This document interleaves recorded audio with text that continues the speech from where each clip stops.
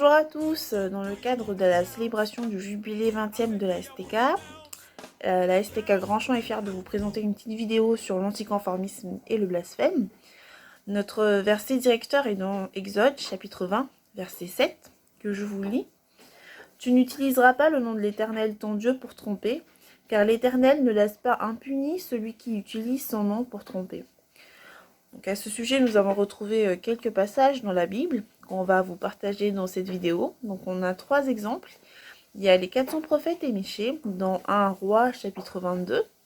On a la tentation de Jésus dans Matthieu 4 versets 1 à 11. Et il y a aussi le message de Jésus sur le jugement dernier qu'on peut retrouver dans Matthieu chapitre 24. Donc voilà, on vous souhaite un bon visionnage. Nous allons nous inspirer d'un exemple qui se trouve dans l'Ancien Testament selon 1 Roi chapitre 22, racontant l'histoire des 400 faux prophètes et de Michée, un prophète choisi par l'Éternel. À une époque, Syrie et Israël étaient en paix pendant 2 ans. Dans le courant de la 3e année, Josaphat, roi de Juda, vint voir Achab, roi d'Israël, car son fils Joram avait pour femme la fille d'Achab. Très rusé, Achab fait de cette visite une occasion pour reprendre une ville israélite, Ramoth de Galaad aux Syriens.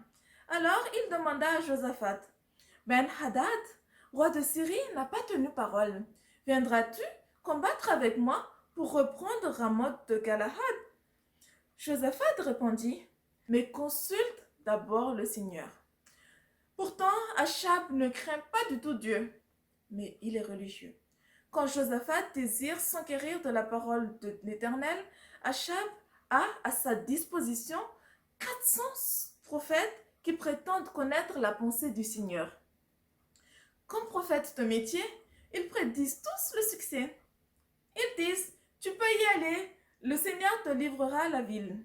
Mais cette démonstration ne trompe pourtant pas Josaphat. Il demande un prophète de l'Éternel.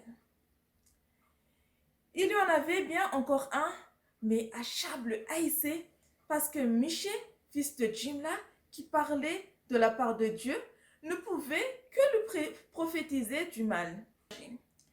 Il est écrit au nom de Jésus, l'Éternel confia à Michée que chacun rentre chez soi en paix plutôt que de faire une guerre inutile.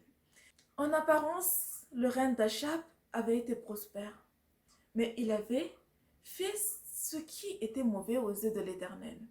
Et c'est ce jugement qui demeure lui a mené à sa mort.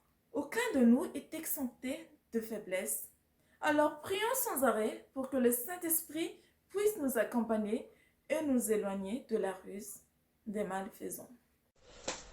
À présent, nous allons prendre un exemple dans le Nouveau Testament, celui de la tentation de Jésus dans l'évangile de Matthieu au chapitre 4 verset 11, lorsque le diable tente Jésus en détournant la parole de Dieu.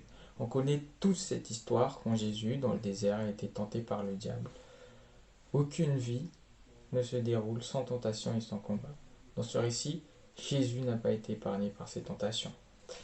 À toute suggestion du tentateur, Jésus oppose la parole de Dieu. Alors le diable l'emmena dans la cité sainte, le plaça tout en haut du temple et lui dit, « Si tu es le Fils de Dieu, jette-toi en bas, car il est écrit, il donnera des ordres à ses anges à ton sujet, et ils te porteront sur leurs mains pour que ton pied ne heurte pas les pierres. » Jésus lui dit, « Il est aussi écrit, tu ne forceras pas la main au Seigneur ton Dieu. » Il montre ainsi qu'il connaît parfaitement le sens de la parole de Dieu et qu'un verset isolé hors de son contexte ne suffira pas à le tromper. Pour nous aussi, notre quotidien est parsemé de suggestions et de tentations. Si nous les laissons envahir nos pensées et nos cœurs, le passage à l'acte n'est pas loin. Si nous nous appuyons sur la parole de Dieu et si nous prenons le temps de la méditer pour bien la comprendre, alors nous recevons la force de l'Esprit et nous pourrons nous ajuster à ce que le Seigneur veut pour nous et pour les autres.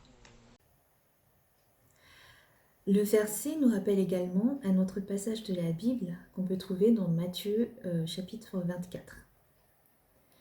Quand Jésus était encore sur terre, ses disciples s'approchèrent de lui pour lui demander quand est-ce qu'arrivera la fin du monde? Quel signe annoncera donc la fin du monde?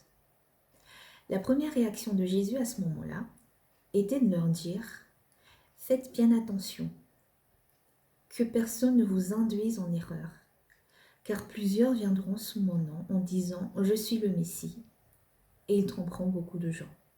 C'est dans Matthieu chapitre 24, versets 4 et 5. Les disciples voulaient donc savoir quel signe leur permettrait de savoir que la fin du monde est là et que Jésus revient. Jésus les mit en garde en disant « Faites bien attention, que personne ne vous induise en erreur, car plusieurs viendront sous mon nom en disant « Je suis le Messie » et ils tromperont beaucoup de gens.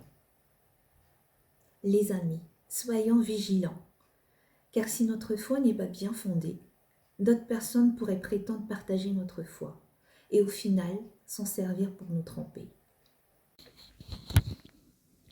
Ceux qui nous trompent en utilisant le nom de l'Éternel ne s'en sortiront pas facilement. Dieu leur réserve un terrible jugement, comme on peut le voir dans l'Apocalypse chapitre 19, versets 19 à 21, au nom de Jésus. La bête fut capturée, et avec elle, le faux prophète qui avait accompli des signes impressionnants pour le compte de la bête. Ils furent tous deux jetés vifs dans les temps ardents de feu et de soufre. Les autres hommes furent tués par l'épée qui sort de la bouche du cavalier, et tous les oiseaux se rassasièrent de leur chair. Amen. Du coup, on a pu voir que ce n'était pas facile de faire face à la pression sociale. Parfois, on peut faire des mauvais choix contre notre gré, parce qu'on veut suivre les autres, ou tout simplement par ignorance, parce qu'on ne sait pas ce que Dieu veut. Dans cette vidéo, nous avons voulu vous faire passer 3 messages. 1.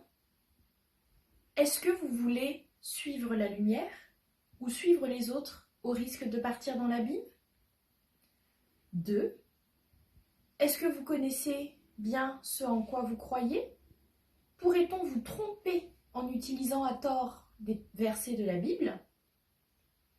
Et 3.